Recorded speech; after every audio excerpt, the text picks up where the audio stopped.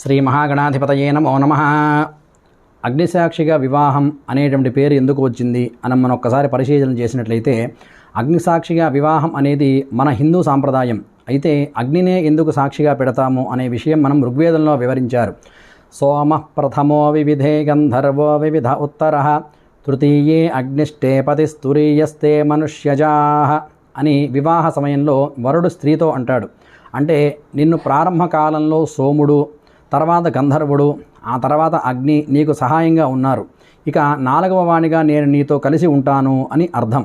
అమ్మాయి పుట్టిన వెంటనే తన ఆలన పాలన చూడవలసింది సోముడు, అంటే చంద్రుడు. ఎన్నిసార్లు చూసినా చంద్రుడు ఎంత ఆకర్షణీయంగా ఉంటాడో, అలాగే పసిపాపను చూసినప్పుడు కూడా అంతే భావన కలగడానికి కారణం చంద్రుని పాలన. కొంత వయసు వచ్చాక గంధర్వునికి ఇచ్చేసి చంద్రుడు వెళ్ళిపోతాడు. ఇప్పుడు ఆమెను చంద్రుడు సాక్షిగా గంధర్వుడు స్వీకరిస్తాడు. గంధర్వుడు ఆమెలో అందాన్ని ప్రవేశపెడతాడు.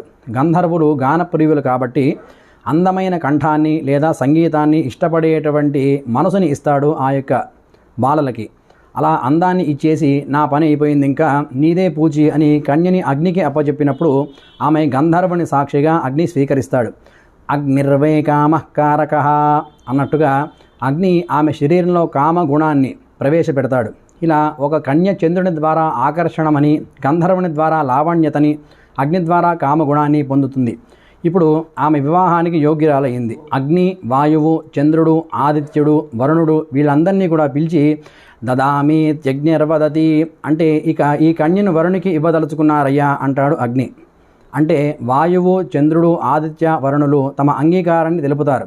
అంటే అమ్మాయి వివాహానికి యోగ్యురాలయ్యింది. ఆమెను వేరొకరికి ఇచ్చి తమ వెళ్ళిపోవాలి కనుక కళ్యాణ సమయంలో ఆమెను వరుడికి ఇస్తాడు. అలా ఆమెను అగ్నిసాక్షిగా వరుడు స్వీకరిస్తాడు. చంద్రసాక్షిగా గంధర్వుడు, గంధర్వ సాక్షిగా అగ్ని ఈమెను రక్షించగా అగ్నిసాక్షిగా వరుడు గ్రహిస్తాడు ఈ అమ్మాయిని. అందుకని అగ్నిసాక్షిగా వివాహము అనేటువంటి మాట వచ్చింది. శుభమస్తు.